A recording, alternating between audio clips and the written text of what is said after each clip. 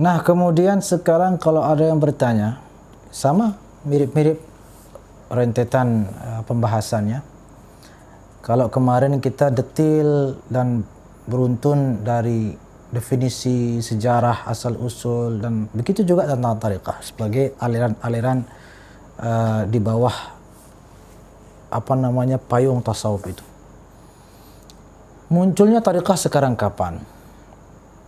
Dan seperti apa sejarahnya muncul ada namanya tariqah?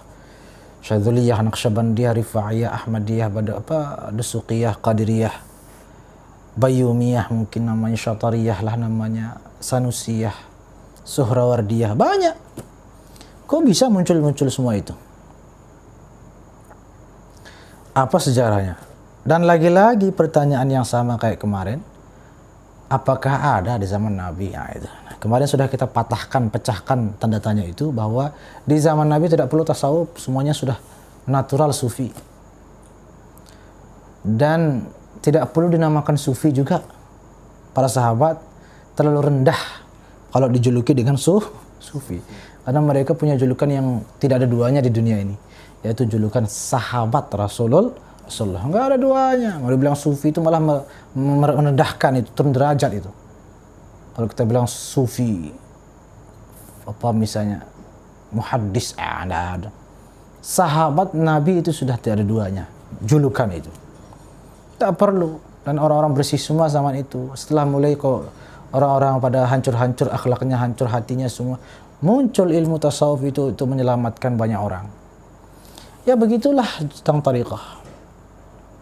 Kemarin juga sudah kita katakan, kita kutip ungkapan Syekh Muhammad Said Ramadan Al-Buti. Beliau mengatakan tasawuf itu namanya saja baru, tapi isinya sudah lama, sejak Nabi Adam sudah ada. Secara praktiknya sudah. Teorinya yang baru-baru, yang belakangan. Begitu juga lah dengan tariqah. Sebagai sebuah sekumpulan ritual dan keyakinan beserta praktik-praktik pendekatan diri kepada Allah atau terapi spiritual,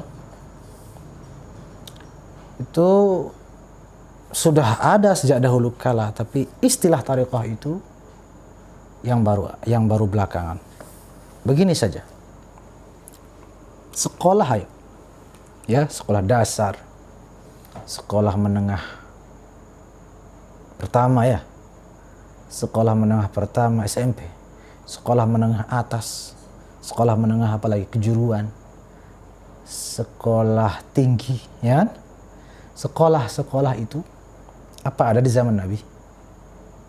Istilah sekolah atau madrasah atau pondok pesantren apa ada? Ada nggak? Tidak. Tapi isinya dari dulu sudah karena isinya apa? Menuntut ilmu, belajar sama guru, mengaji. Isinya itu berarti teknisnya dan kita bilang yang beda itu yang baru itu cuma model atau kemasannya saja. Isinya sudah ada sedari dulu. Begitu juga lah dengan tariqah. Di dalamnya itu zikir, wirid, mendekatkan diri kepada Allah, membersihkan akhlak, mengikuti seorang guru yang mursyid, yang kamil, yang luar biasa. Tapi dan itu semuanya sudah ada pada zaman Rasulullah. Tadi kita contohkan sekolah, sekarang kita contohkan rumah sakit. Juga begitu. Rumah sakit kan banyak. Apa ada di zaman Nabi rumah sakit? Tidak ada. Rumah sakit umum misalnya. Tidak ada rumah sakit umum daerah, rumah sakit umum provinsi, rumah sakit swasta, rumah sakit Islam saja kan tidak ada di zaman Nabi. Ada. Tapi kan isinya ada dari dulu, yaitu mengobati, menyembuhkan orang. Begitu juga tariqah. Isinya sudah ada dari dulu. Namanya saja atau model atau kemasannya saja yang berbeda atau yang muncul belakangan. Tetapi perlu disampaikan secara historis atau kronologisnya begini. Kalau saya boleh kutip dari kitab, judulnya Faidul Wahhab, Ini karangan Syekh Abdurabbih bin Sulaiman Al-Qalyubi Al-Hasani. Ya, Sayyid Abdurabbih bin Sulaiman Al-Qalyubi Al-Hasani. Beliau wafat tahun 1968. Ulama Mesir, luar biasa. Dalam kitab Faidul Wahab yang kurang lebih ada 6 jilid atau 7 jilid itu. Di sana dijelaskan tentang sejarah kronologi munculnya tarekat-tarekat ini. Jadi pada asal mulanya Rasulullah SAW mengajarkan beberapa zikir-zikir khusus atau wirid-wirid khusus kepada sahabat-sahabat khusus juga. Seperti Sayyidina Abu Bakar, Sayyidina Ali, Sayyidina Salman, Sayyidina Anas, Sayyidina Abu Hurairah. Itu seperti kemarin kita sebutkan kan, bahwa Nabi mengajarkan banyak ilmu. Cuma ada ilmu untuk umum sahabat, ada ilmu untuk beberapa sahabat khusus saja. Seperti Sayyidina Abu Hurairah seperti. Begitu juga terkait wirid atau zikir-zikir. Ini uraian daripada Syekh Abdurabbih tadi dalam kitab Faidul Wahab. Itu asal mulanya. Beberapa sahabat dikasih wirid-wirid khusus untuk membersihkan diri dan meningkatkan kualitas keimanannya melebihi yang lain. Nah, dari sejumlah sahabat ini,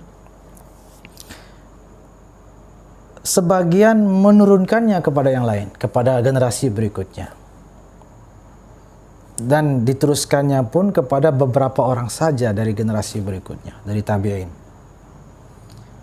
Dan yang paling populer dari wirid-wirid yang sampai yang terus bersambung dia warisan turun temurunnya itu adalah zikir-zikir yang diajarkan oleh Nabi kepada Sayyidina Abu Bakar dan Sayyidina Ali. Itu dikatakan begitu dalam kitab Faid Al-Wahab. Sehingga muncullah istilah atau sebutan tariqah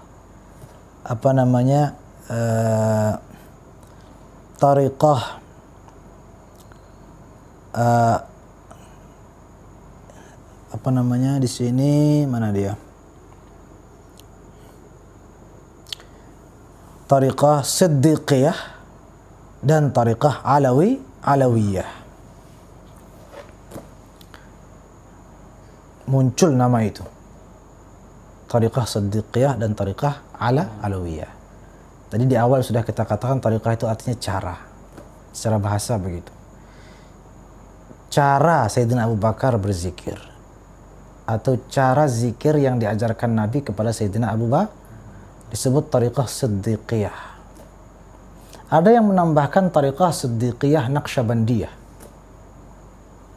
Kenapa? Karena naqsh itu artinya mengukir, memahat. Band di dalam hati. Jadi mengukir dalam hati lafaz Allah misalnya. Kenapa disebut Naqsyabandiyah tariqahnya Sayyidina Abu Bakar? Karena tariqah atau zikir ala Sayyidina Abu Bakar itu cenderung pada zikir dengan hati. Lebih kurang seperti itu pemaparan daripada Syekh Abdurabbih tadi, Sayyid Abdurabbih Al-Hasani tadi, Al-Qalyubi. Sedangkan tariqah Sayyid Alawiyah atau tariqahnya Sayyidina Ali itu dikenal dengan tariqah Alawiyah Khalwatiyah. Alawiyah karena memang ciri khas zikirnya Sayyidina Ali dalam keadaan berkhalwat. Begitu. Nah, secara turun-temurun berlanjut dia, diteruskan, dikembangkan, maka muncullah tokoh-tokoh sufi yang mampu mengkombinasikan atau mengkolaborasikan dua cara berzikir ini dalam satu tariqah itu. Muncul para wali-wali yang hebat-hebat dan mampu menggabungkan, mencampurkan, jadi ibaratnya dibuat kombinasi gitu antara dua tariqah tadi. Maka muncullah nama-nama tariqah yang dinisbatkan kepada wali-wali tadi yang mengkombinasikan. Sehingga muncul tariqah-tariqah besar.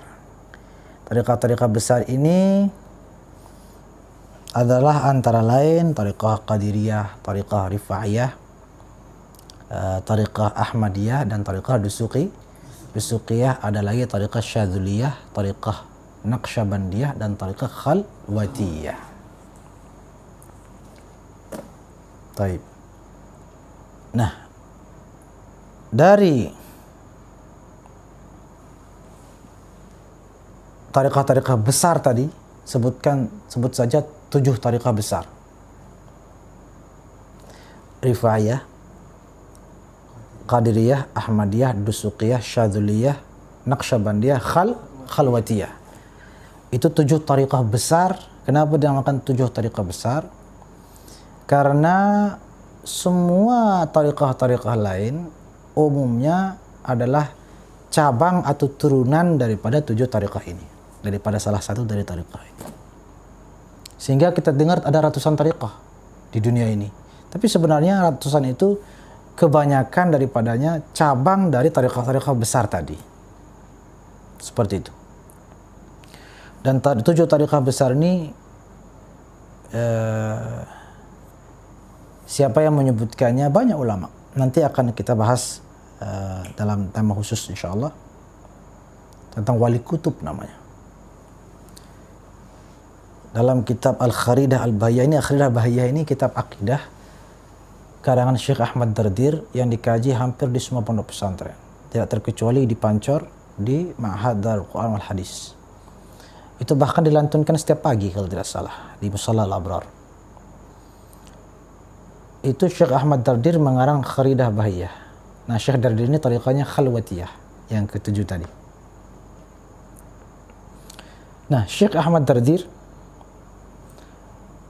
mengarang kitab Kharidah Bahiyah, kitab akidah, sekaligus beliau yang mensyarahnya, menjelaskannya. Ada syarah Kharidah Bahiyah oleh beliau juga. Di sana beliau menjelaskan bahwa Ahlus Sunnah wal Jamaah itu ada 3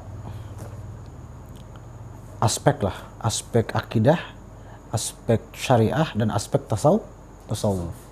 Kalau akidah beliau katakan di situ, ini secara singkat saja, Syekh Ahmad Ad-Dardir mengatakan secara akidah Ahlus Sunnah wal Jamaah yaitu Asy'ariyah dan Maturidiyah.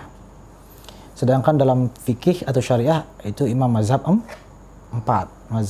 itu, Hanafi, Maliki, Syafi'i, dan Hambali. Sedangkan dalam tasawuf adalah yang masuk dalam Ahlus Sunnah wal Jamaah adalah apa yang mengikuti ajaran Imam Al-Junaid Al-Baghdadi. Dan yang di antara penerus-penerusnya atau Imam Junaid itu di antara lainnya juga termasuk Imam Ghazali. Hanya saja Syekh Ad-Dardir dalam kitab Syarah Kharidah Bahiyah di situ disebutkan dengan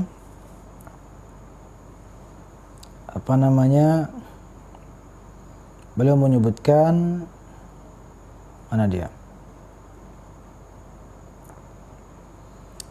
Beliau menyebutkan di situ, kalau bisa kita baca saja redaksinya. Wa mimman salaka maslakahu, dan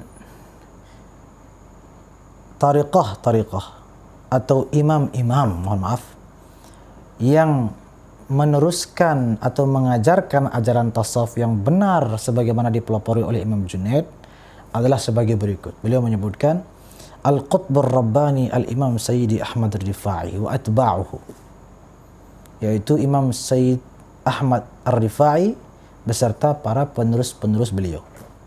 Wal Qutbur Rabbani Al-Imam Sayyidi Abdul Qadir Al-Jilani wa atba'uhu, Syekh Abdul Qadir Jilani dan para pengikut dan penerus beliau. Wal Qutbur Rabbani As-Sayyid Ahmad Al-Badawi wa atba'uhu, dan wali kutub yang ketiga yaitu Syekh Ahmad Al-Badawi dan para pengikut penerus beliau. Wal Qutbur Rabbani As-Sayyid Ibrahim Ad-Dusuqi wa atba'uhu, yaitu wali kutub yang keempat Syekh Ibrahim Ad-Dusuqi beserta pengikut dan penerus beliau.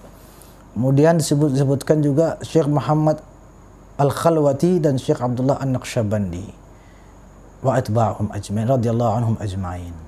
Nah, di situ beliau menyebutkan 7 tariqah besar atau 7 imam besar tasawuf yang tariqahnya adalah tariqah-tariqah induk kita bilang. Yang mana insya Allah semua tariqah itu adalah mu'tabarah dan sangat baik untuk diikuti. Sebagaimana mu'tabarahnya dalam mazhab, dalam fikih itu mazhab yang 4 tadi. Nah, lebih kurang seperti itu tentang kronologi historisnya muncul tariqah-tariqah dalam ilmu tasawuf. Wallahu a'lam.